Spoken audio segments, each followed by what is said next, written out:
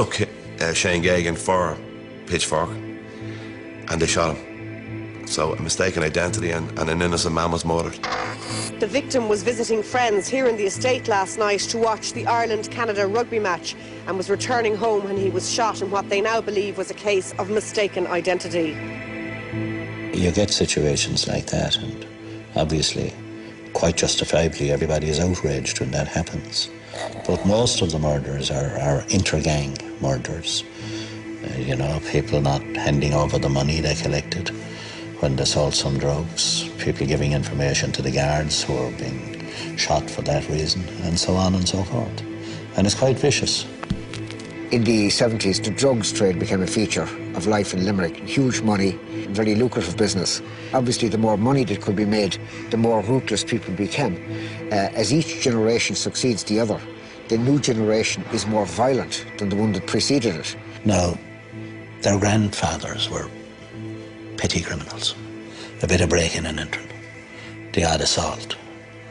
And, you know, as it came down through the generations, the level of crime they were involved in became more serious. But the X factor was drugs. Because it's drugs that provide the finances to make them serious criminals. It's drugs that provide the finance to get them into organised crime. It's drugs that provide the interconnectors to make them national organisations rather than Limerick organisations. And it's drugs that provide the solder to get them involved, you know, in the gun trade across Europe. For years, serious crime in Limerick was the occupation of two outlaw families. The Keanes, led by veteran gangster Christy Keane, and his violent younger brother, Kieran. Their sidekicks were the Ryans, led by killer Eddie Ryan. Eddie Ryan was envious of all the loot the Keanes were grossing from Limerick's drug trade, and he wanted more. The Keanes said no. Eddie then tried to kill Christy, but his gun jammed. 2 weeks later, Kieran Keane came back looking for revenge.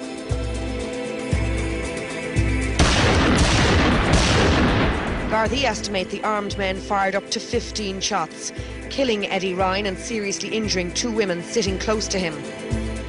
A customer asked, "Where do you hit Eddie?" "Everywhere," he gasped.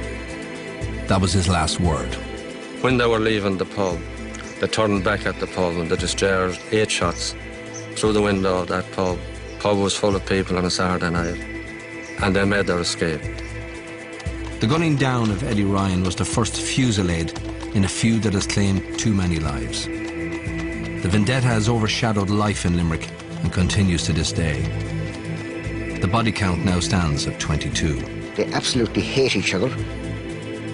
There have been so many people killed on each side now that it seems to be the most natural reaction. That you know, make sure the person on the other side pays the ultimate price because they've done that to you. Just as the Keane-Ryan war was unleashed back in 2000, a branch of another Limerick crime family entered the fray when the Dundons returned home from England.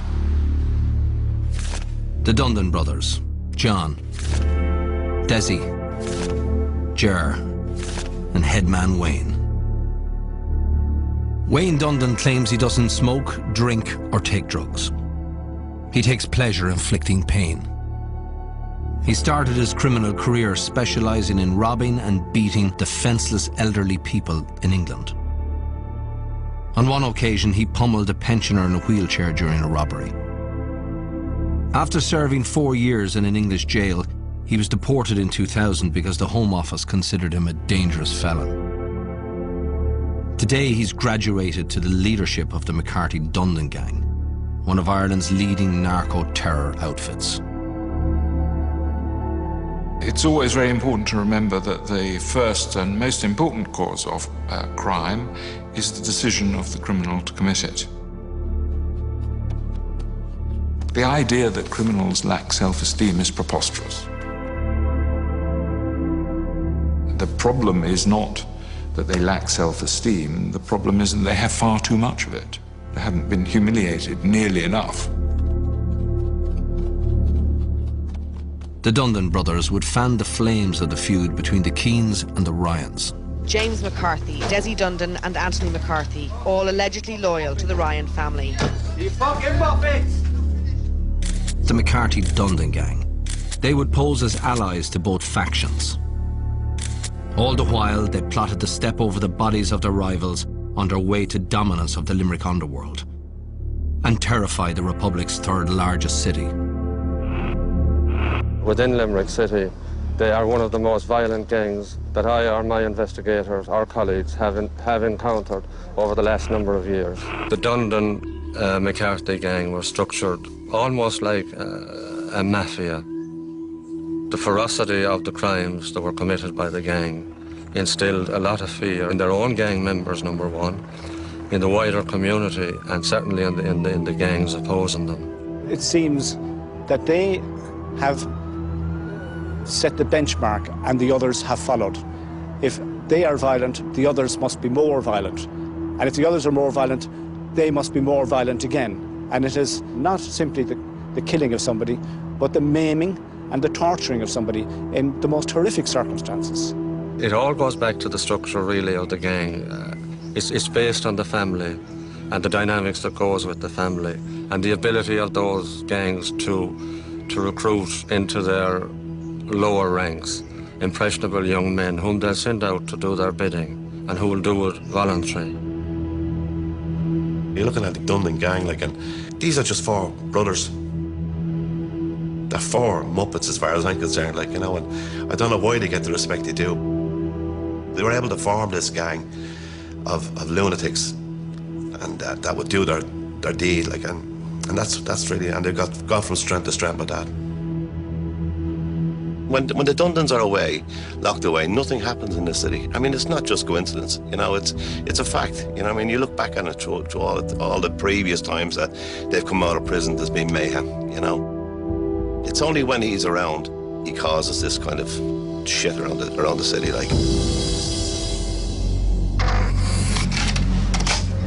These are just some of the firearms Gardaí have taken off the criminals and the dissident Republicans that are arming them. Pump-action shotguns, Webley and automatic handguns, revolvers, grenades and a machine pistol with silencer. The bad fellas are getting younger in Limerick. The killers are often kids who should be in school. Typically now, people who are committing shootings at the behest of the drug dealers can be as young as 15, 16 and 17. In a recent case, a courier was used to convey guns away from the scene of a crime. He was 13 years of age.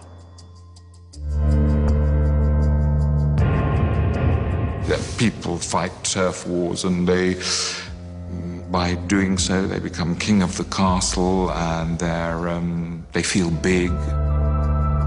When the gang bosses feel big, everybody else must kowtow and feel small. So few people grasp the elementary point, which is that the primary victims of crime are the poor, not the rich.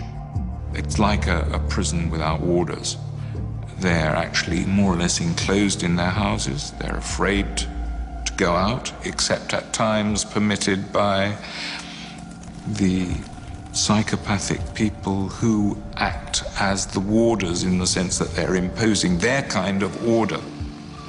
They can't escape from these estates. They have a kind of life sentence to them. I mean, they can, of course, go out on day release. At night, they're locked into their houses by the disorder outside. And they have the prison governor, who is the local psychopath or psychopath's family, who imposes his will, and from which there is no appeal. The concept of enemy is used in criminology to explain crime, in that individuals who do not feel a connection to the society, who do not feel part of the norms and rules, will not feel the need to adhere to those regulations, will not feel a part of the community. Enemy is most common in societies that are undergoing rapid change or that are undergoing a rapid breakdown in social cohesion. In Limerick, the principal criminal agents corroding social cohesion are the McCarthy-Dundon gang. the Dundon McCarthy gang, they had a far broader agenda altogether. Their agenda certainly was to dominate the drugs trade, wipe out all other gangs, but also to take on society.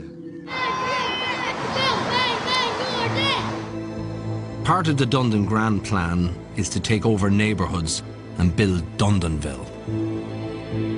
Areas like Ballinacurra and Moyross are seen as territories to be conquered and occupied. The Dundons want to consolidate and secure their criminal base. To do that, they have been making offers to locals that cannot be refused.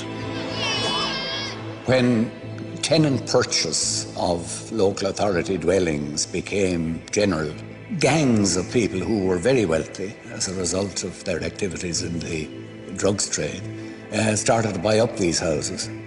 And often they cleared out the residents of other houses nearby.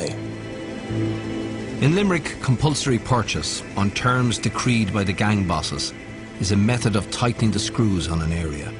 Members of the gang will be assigned the house, because if they're not, the house may well be burned out or it may be vandalised. Over time, the gang establishes itself in an area, and by the sheer size of it and the sheer reputation of that gang, it really intimidates everybody in that neighbourhood.